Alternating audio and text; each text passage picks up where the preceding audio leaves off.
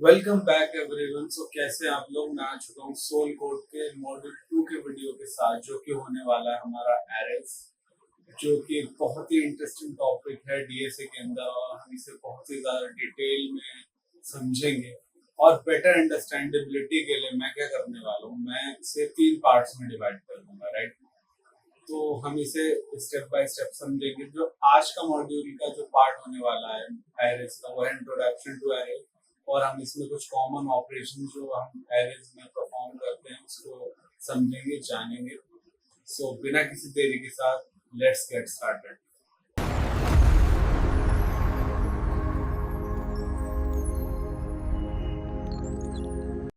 तो चलिए स्टार्ट करते हैं आज का एरे का हमारा चैप्टर, जो कि होगा introduction to arrays, right. So what is an array? Array है क्या? An array is a fundamental and linear data structure that stores items as contiguous locations. मतलब एक फंडामेंटल लीनियर डेटा स्ट्रक्चर है। ये एक कंटिग्यूअस लोकेशंस में स्टोर होता है, मतलब लगातार क्रम में एक साथ। In case of C C plus plus and Java primitive array, ठीक है। In C C plus plus and Java's primitive array type, यहाँ पे एक्चुअल एलिमेंट जो है वो कंटिग्यूअस मेमोरी के अंदर लोकेशन में स्टोर होता है। But in case of Python, for example list, Python के अंदर लिस्ट हो गया, जेएस, जावास्क्रिप्ट और Java non primitive data type जैसे एरे लिस्ट, इसमें जो है references are stored at contiguous location. तो यहाँ पे रेफरेंसेस को स्टोर किया जाता है, ना कि एक्चुअल एलिमेंट को। तो in arrays, each element is identified by a numbered position called an index, ठीक है। मतलब हर एक जो एलिमेंट है वो इंडेक्स होता है, और इंडेक्सिंग जो है एरे के अंदर वो स्टार्ट होती है 0 से n तक। और हम n-1 तक हमारा जो एलिमेंट है वो इंडेक्स होता है, और लास्ट में जो लास्ट पोजीशन जो होता है वहां पे नल स्टोर होता है, ठीक है, जो कि डिनोट करता है, शो करता है एंड ऑफ एरे को। एक एनालॉजी से समझते हैं। लेट्स पिक्चर है स्कूल हॉलवे, ठीक है, जहाँ पे लॉकर्स हैं या जिम, जिसके स्कूल में हो वहां पे, या जिम के अंदर लॉकर्स होते हैं साइड बाय साइड, राइट। हर एक लॉकर का एक नंबर होता है। अगर हम एरे के केस में बात करें तो नंबरिंग 0 से स्टार्ट होगा, but in real life actual numbering जो है वो 1 से स्टार्ट होता है, ठीक है। तो each locker hold exactly one thing. हर एक लॉकर के अंदर सिर्फ एक ही चीज रख सकते हो आप, ठीक है। और आप ही को पता है वो लॉकर नंबर, सही है। तो you get your item instantly, there is an array numbered ordered and fast. मतलब लेट सपोज करो मैंने जिम की मेंबरशिप ली, मुझे एक लॉकर नंबर दिया जिसका नंबर था 14, ठीक है। अब मैं क्या किया, मैंने जाके वहां पे अपना जो डफल बैग है वो वहां पे रख दिया। अब मुझे पता है कि वो 14 नंबर के लॉकर में है। अब मैं जब भी चाहूंगा वहां से डायरेक्ट एक्सेस कर सकूंगा। मेरे को हर एक लॉकर खोलने की जरूरत नहीं, हर एक लॉकर के बारे में जानने की जरूरत नहीं, मुझे पता है मेरा लॉकर कौन सा है और मैं उससे डायरेक्ट एक्सेस कर सकता हूँ। तो यहाँ समझते हैं एक डायग्राम के थ्रू। तो ये एरे ऑफ 6 एलिमेंट है, इसमें 6 एलिमेंट्स है, जो है 10, 25, 3, 47, 8 और 99, ठीक है। अब इनकी इंडेक्सिंग कैसे है, जैसे मैंने बताया 0 से स्टार्ट होता है, 0, 1, 2, 3, 4 एंड 5, राइट। तो ये यहाँ तक है, इसमें 6 एलिमेंट्स है। और यहाँ पे 0 से इंडेक्सिंग है, तो लास्ट एलिमेंट जो है, सिक्स एलिमेंट जो मेरा, वो फिफ्थ इंडेक्स पे आएगा, ठीक है। और यहाँ पे नल इसे टर्मिनेट करता है एरे पे।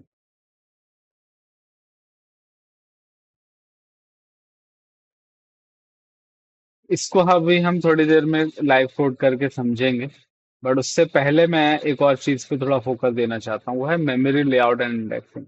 मतलब रैम के अंदर या आपके मेमोरी में कैसे स्टोर होता है array, right. Arrays are fast because all elements sit in a contiguous block of memory.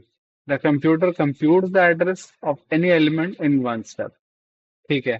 तो जैसे मान लो हमने यहाँ इंट एरे लिया, ठीक है। इंट जो है 4 बाइट्स ले रहा है एक एलिमेंट को स्टोर करने के लिए। तो यहाँ पे इंडेक्सिंग होती कैसे है, मतलब जो एग्जैक्ट लोकेशन है वो हमें कंप्यूटर को पता कैसे चलता है। एक बेस एड्रेस लेते हैं, लेट सपोज करो कि हमारा बेस एड्रेस यहाँ 1000 है। प्लस क्या होगा, मल्टीप्लीकेशन इंडेक्स का, मतलब जो जिस इंडेक्स पर वो है, लेट सपोज ये 10 लिया, 10 जो है 0th इंडेक्स पर है, और पर एलिमेंट कितने बाइट्स ले रहा है, 4 बाइट्स। तो 4 into 0 is 0, राइट। तो इसका फर्स्ट जो एड्रेस होगा वो है 1000। नेक्स्ट, मेरा इंडेक्सिंग जो है, यहाँ पे इंडेक्स है 1, और फिर यहाँ पे बाइट कितना ले रहा है, ये 4, तो 4 into 1 4, प्लस 1000, तो 1004। ये इस लोकेशन पर हमारा 25 स्टोर है, राइट। इसी तरीके से पूरा एरे स्टोर होता है कंटिगियस मेमोरी लोकेशन में। तो चलो अब थोड़ा इसे विजुअलाइजेशन के साथ समझते हैं। तो यहाँ पे मैंने ये बनाया हुआ है। सी, डायरेक्ट एक्सेस की बात करेंगे तो हमेशा यहाँ पे, जैसे हमने पिछले मॉड्यूल 1 में भी समझा था, डायरेक्ट एक्सेस में हमारा कांस्टेंट रहता है टाइम कॉम्प्लेक्सिटी, उसे रिट्रीव करने के लिए। तो अब ध्यान से देखो, यहाँ पे 14 है मेरा एलिमेंट, और ये कौन से इंडेक्स पे है, 0। ये नीचे जो नंबर्स हैं ये इंडेक्स को डिनोट कर रहे हैं, और ऊपर जो है वो एलिमेंट की एक्चुअल वैल्यूज है। तो 14 है मेरा पहला एलिमेंट, और वो कौन सा इंडेक्स पर है, 0। तो यहाँ पे चेकआउट कीजिए, ये मेमोरी बेस एड्रेस जो है मेरा मेमोरी का, वो 1000 है। ये मेरा इंडेक्स, और ये मेरा बाइट्स जितना वो स्टोर करने के लिए ले रहा है। ठीक है। अब इसे मैं मूव करूंगा कर्सर को, देखो। अब नेक्स्ट लोकेशन क्या है, 1004, then 1008, then 1012, then 1016, and so on 1028 तक है, राइट। 7 एलिमेंट्स है, तो ये इस तरीके से कंटिन्यूअस मेमोरी लोकेशन में स्टोर्ड है। इसलिए कंप्यूटर को रिट्रीव करने में बिल्कुल टाइम नहीं लगता, उसे एग्जैक्टली पता है कि कौन सा एलिमेंट किस एड्रेस पर स्टोर्ड है। ठीक है। इसे थोड़ा कोड करते हैं, हम समझते हैं।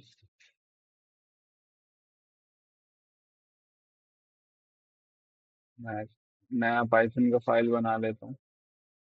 इसका नाम देने वाला हूँ मैं arrays hops dot file, right. ये क्रिएट हो गया यहाँ पे।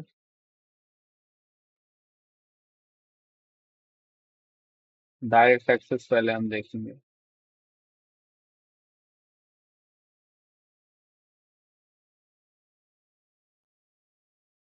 चलो डायरेक्ट एक्सेस, और इसकी टाइम कॉम्प्लेक्सिटी होने वाली है बिग O ऑफ 1 कांस्टेंट। ठीक है। एक नाम एरे ले लिया मैंने, जैसा बेसिकली पाइथन के अंदर तो। नेक्स्ट, अगर मैं इसको प्रिंट कराऊं, देखो यहाँ पे दो प्रिंट कराते हैं, पहला इंडेक्स 0 और दूसरा इंडेक्स 3, तो हमारा क्या आएगा।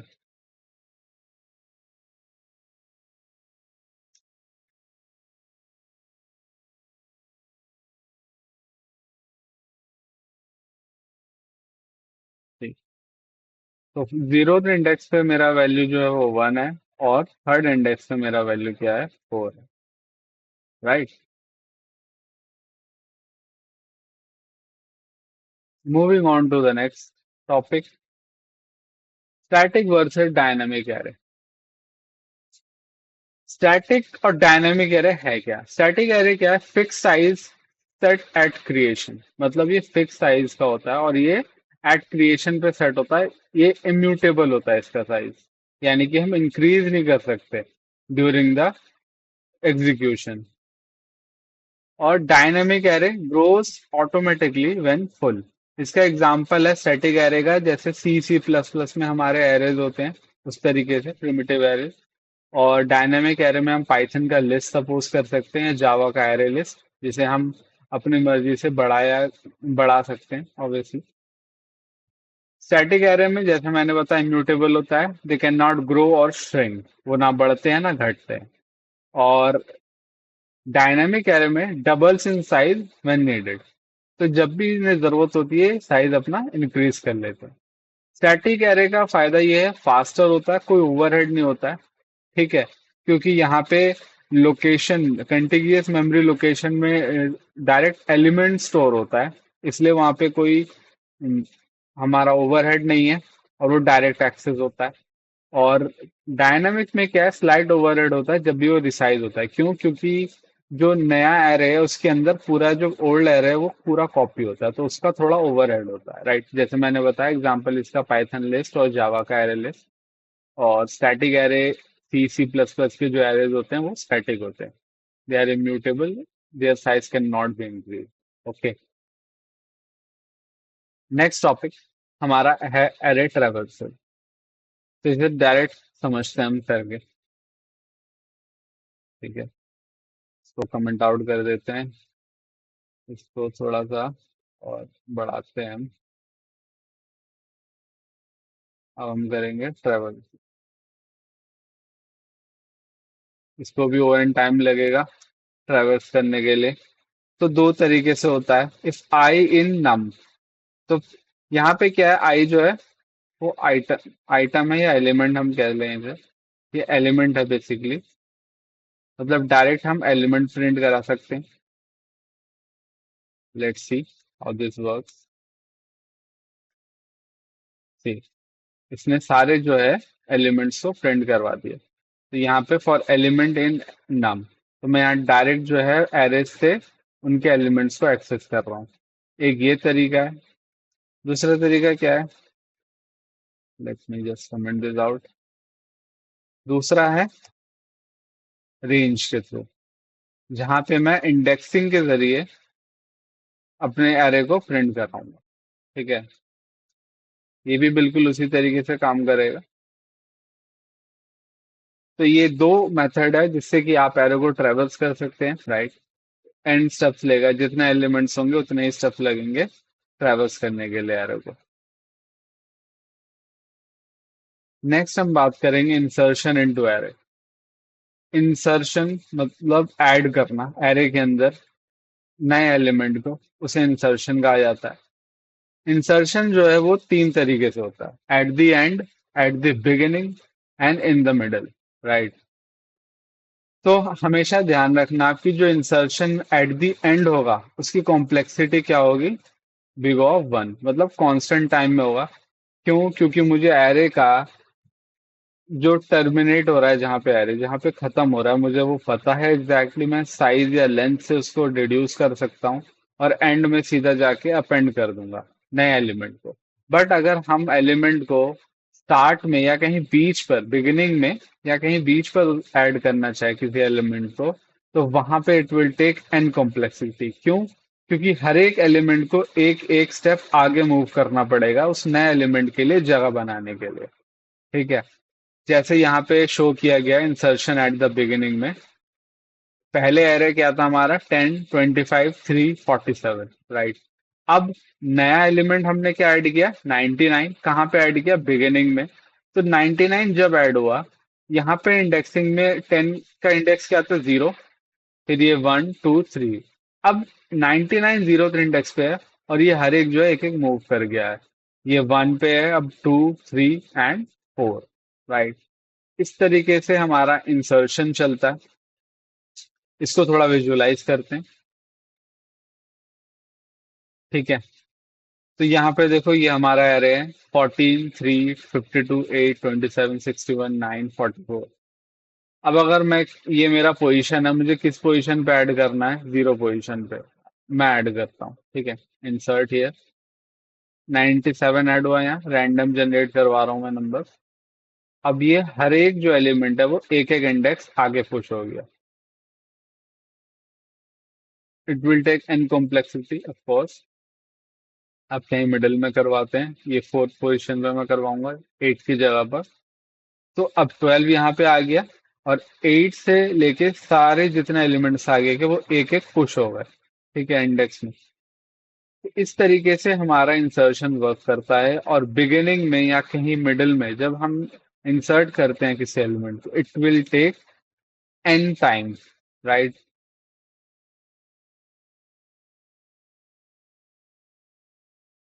अब नेक्स्ट टॉपिक के तरफ बढ़ते हैं। सेम है डिलीशन, जैसे हम पीछे ऐड कर रहे थे इंसर्शन में, अब यहाँ पे डिलीट करेंगे। इसमें भी तीन जगह से होता है, from the end, in, at the beginning और इन द मिडल। तो यहाँ पे same, deleting from the end, and से अगर कुछ हमें डिलीट करना है किसी एलिमेंट को, it will take just constant time. और मिडिल से अगर हमें किसी एलिमेंट को ऐड डिलीट करना है या बिगिनिंग से, it will also take N complexity. N steps लगेंगे वहां उसको, उस एलिमेंट को उस पर्टिकुलर पोजीशन से डिलीट करने के लिए।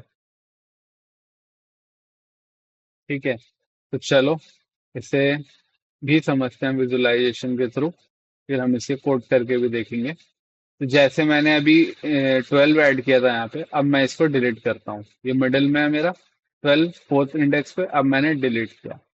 अब क्या हुआ, इसके आगे के जितने जो पोजीशन था वो एक एक पीछे हो गए। अब मैं जो मैंने 97 ऐड किया था उसको भी डिलीट करता हूँ, क्योंकि वो मेरा इन द बिगिनिंग था। लेट्स डिलीट, सॉरी मैंने इंसर्ट कर दिया, कोई बात नहीं, हम 74 को डिलीट कर लेते हैं। देखो ये यहाँ से चला गया 74, और ये सब एक एक जो स्टेप है वो पीछे आ गए।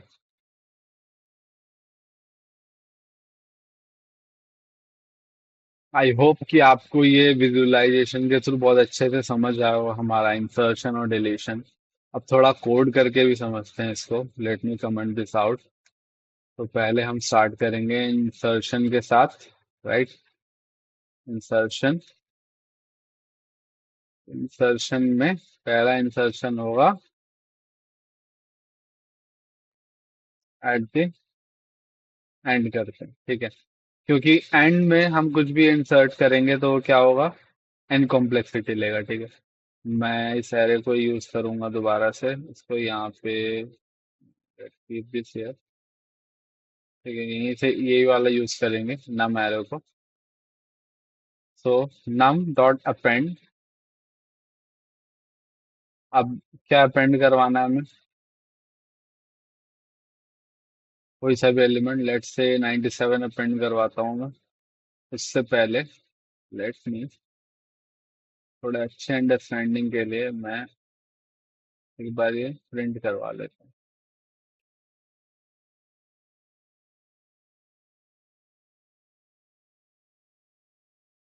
बिफोर इंसर्शन और नीचे होने वाला है आफ्टर इंसर्शन, राइट। इंसर्शन के पहले मेरा एरे कैसे दिख रहा है और इंसर्शन के बाद कैसे दिख रहा है। लेट्स गो, इसको रन कराते हैं। ये देखो मैंने क्या ऐड करवाया था, 97, राइट। इंसर्शन के पहले मेरा एरे ये था, बिल्कुल। और जैसे ही मैंने इंसर्ट किया 97 मेरा कहाँ पे एंड हुआ, एट द एंड, ठीक है। इसकी कॉम्प्लेक्सिटी क्या है, कांस्टेंट कॉम्प्लेक्सिटी में, कांस्टेंट टाइम में इसने इस एलिमेंट को ऐड कर दिया, ठीक है। फ्रेंड हो गया। नेक्स्ट हम करेंगे इंसर्ट।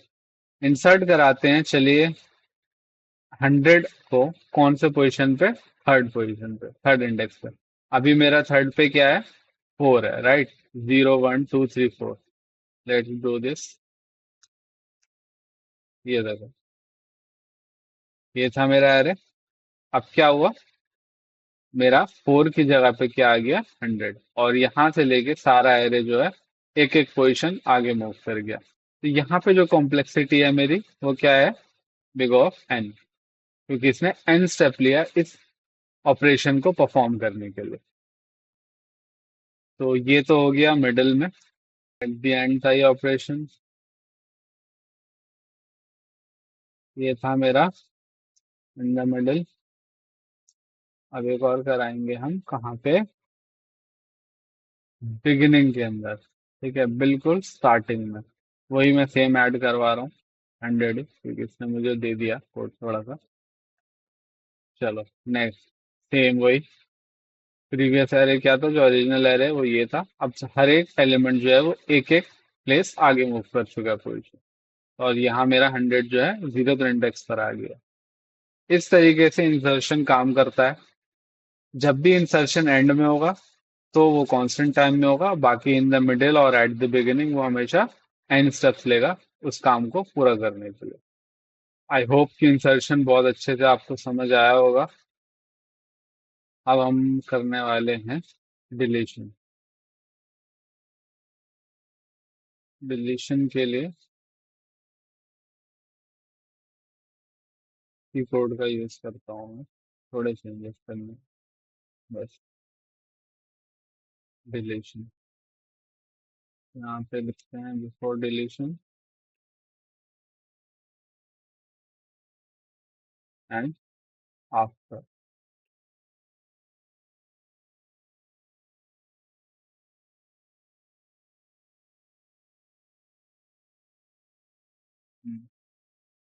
तो यहाँ पे अपेंड की जगह यहाँ पे हम पॉप करवाएंगे। अगर मैं पॉप में कोई भी पैरामीटर नहीं दूंगा तो क्या करेगा, एट द एंड से डिलीट कर देगा, किसी भी जो भी वैल्यू होगा उसको उठाएगा। Let me clean this. अब रन करते हैं। ओके, मैंने कमेंट नहीं किया था, my bad. Let me run this again. हाँ, अब देखो, ये मेरा ओरिजिनल एरे है बिफोर डिलीशन,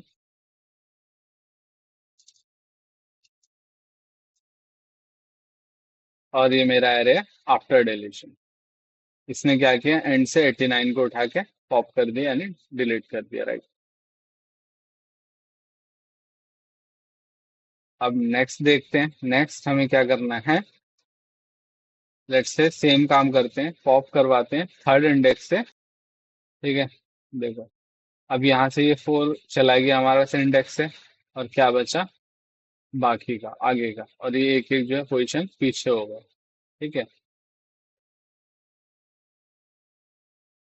एक और तरीका है किसी भी एलिमेंट को रिमूव करने का एरे से, वो है रिमूव से। अब अगर मुझे रिमूव करना है लेट्स से 67 को, राइट, पहले इसको कमेंट आउट करते हैं, अब रन करते हैं। देखो, अब इसने क्या किया, 67 को यहाँ से रिमूव कर दिया। तो पॉप और रिमूव में फर्क क्या है कि पॉप जो है वो इंडेक्स लेता है एज पैरामीटर, और रिमूव जो है वो वैल्यू लेता है। ठीक है,